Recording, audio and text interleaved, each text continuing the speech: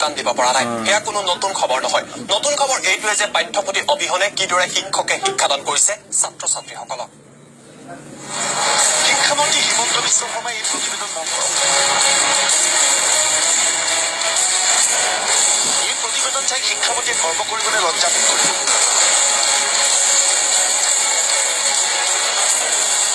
এয়া হয়তো লাখটকীয়া প্ৰশ্ন। শিক্ষামন্ত্ৰীৰ বাবে বেয়া খবৰ। এতিয়াও তেওঁ যোগান দিব পৰা নাই পাঠ্যপুথি।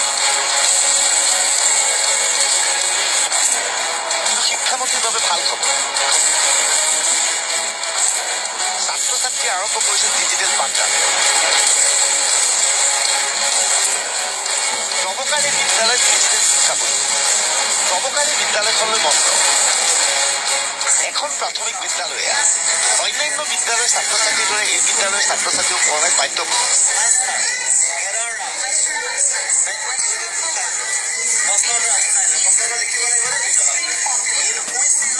বিদ্যালয়ৰ শিক্ষক যথেষ্ট স্মাৰ্ট। সেয়ে তেওঁ ঘৰৰ পৰা নিজৰ লেপটপটো লৈ আহে। লেপটপেৰে আৰম্ভ কৰে পাঠদান।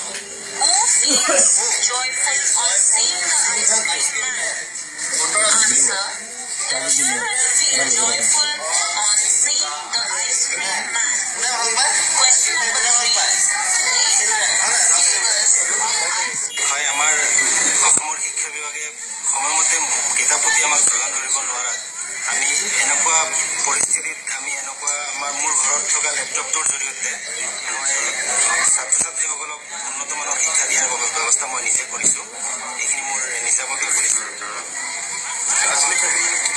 আজিলৈকে আমি কিতাপ বৰ্তমান 2-3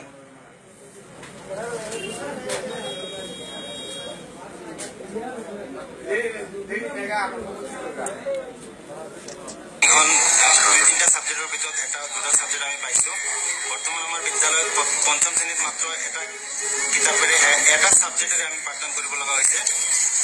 আজি আমি 4ৰ্থ শ্ৰেণীৰ মাত্ৰ আমি এটা কিতাপ পাইছোঁ, এটা ছেট গণিত যাদু।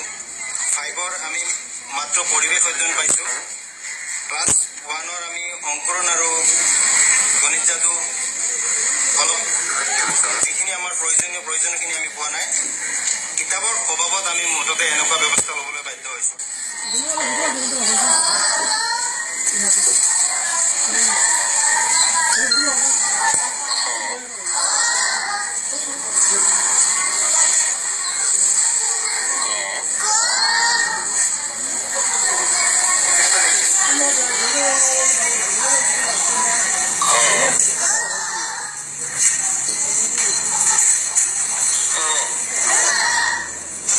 প্ৰশ্ন হয়, পাঠ্যপুথি অবিহনে এইজন শিক্ষকে কিদৰে পাঠ্যক্ৰম বাছি উঠিছে?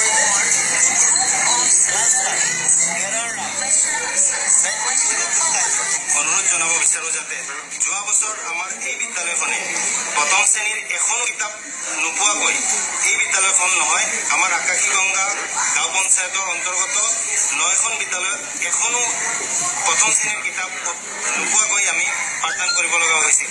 সেই সময়ত মই এই মোৰ ঘৰৰ লেপটপটোত মই নেটৰ পৰা এইবোৰ ডাউনলোড লৈ যোৱা বছৰৰ যিটো আমাৰ বৰ্তমান এইখন বিদ্যালয়ৰ 2য় শ্ৰেণীৰ বেজ আছে, সেই বেজটোত আমি এখনো কিতাপ চৰকাৰী কিতাপ আমি যোগান পোৱা নাছিলোঁ, যাৰ পৰিপ্ৰেক্ষিতত মই এই ব্যৱস্থা ল'বলৈ পাই।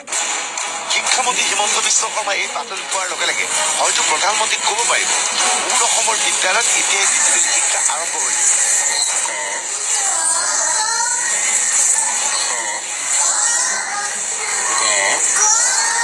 বাবুল তালুকদাৰ, আসাম তক, নৱকা।